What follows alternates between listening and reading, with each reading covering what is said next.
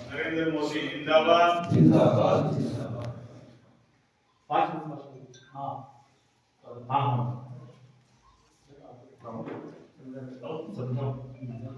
आपके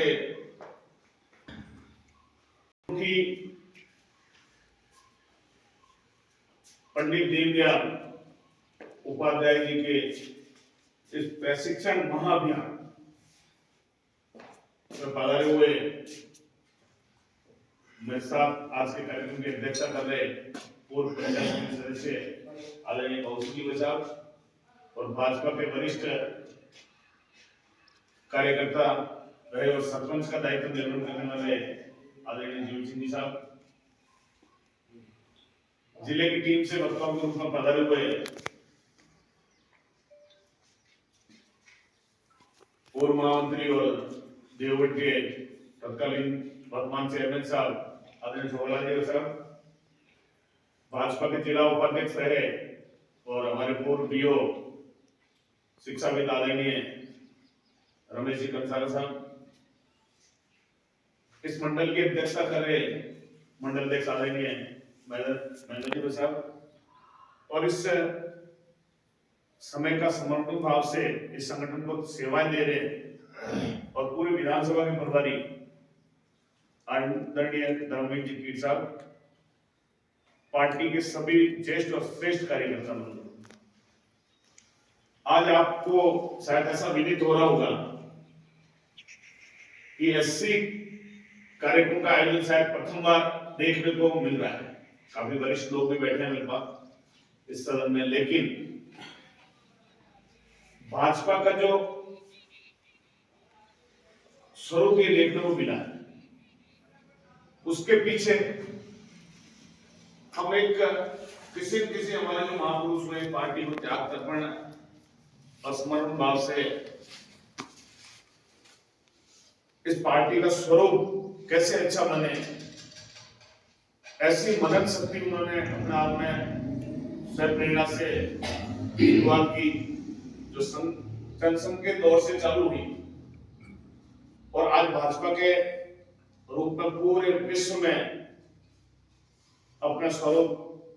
अपने स्वभाव, अपनी संस्कृति और अपनी सेवा भाव से राजनीतिक दल होने के नाते सत्ता में रहते हुए काम कर रही है। तो हम लोगों को ये चीज बिल्कुल मानना है और इस चीज को स्वीकार भी करना है कि हमारे लिए, हमारे राजनीतिक दल के लिए, और हम भी एक इकाई स्तर के कार्यकर्ता है, पंचायत समिति स्तर के कार्यकर्ता है और बूथ स्तर से लेकर जिले लेवल तक के कार्यकर्ता आप लोगों के समूह बैठे हैं।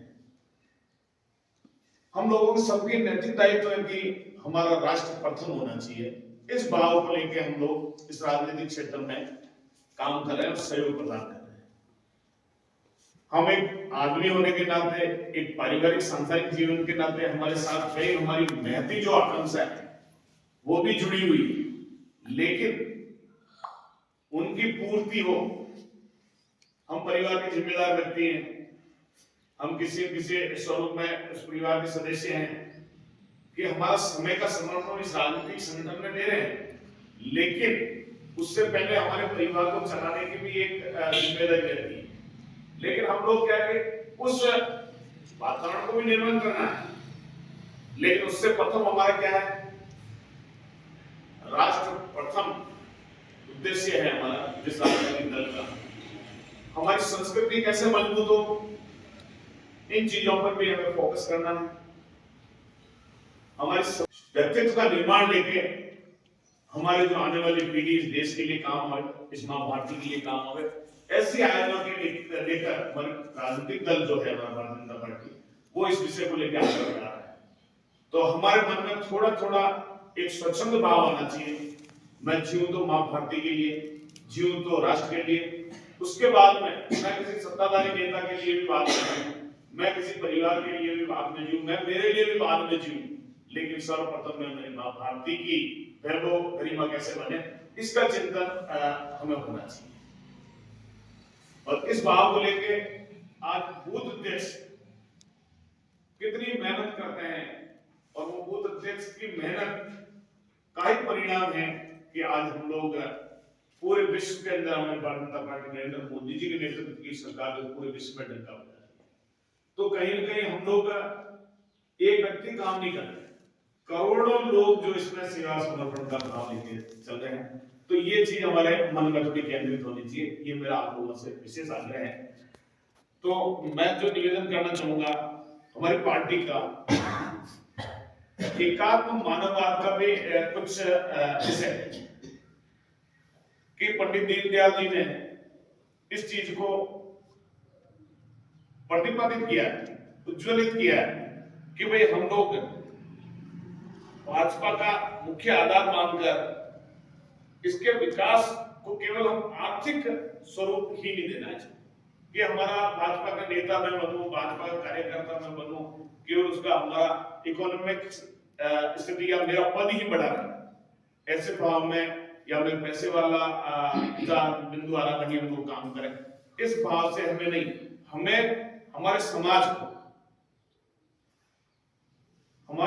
को हमारी संस्कृति को कैसे हम मानवीय जीवन में उतार कर हमारे जीवन को आगे बढ़ाएं, ऐसी एकात्म मानववाद की जो कल्पना है उसको भी हमें लेके चलना चाहिए।